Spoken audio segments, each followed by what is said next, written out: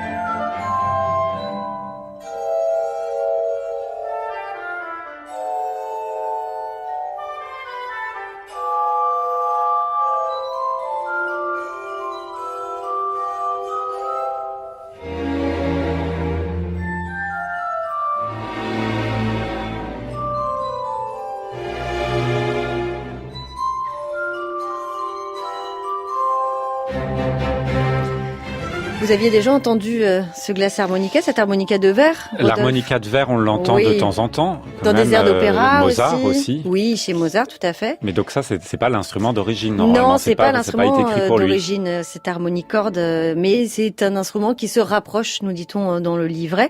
Et si vous voulez découvrir la musique de Weber, vous connaissez bien évidemment ses œuvres lyriques, peut-être moins sa production instrumentale, bien vous pouvez écouter ce disque édité par Clarté avec l'orchestre Victor Hugo de Jean-François Verdier. Là, c'était Thomas Bloch au glace harmonica, David Guerrier au corps et Nicolas Baldeyrou à la clarinette.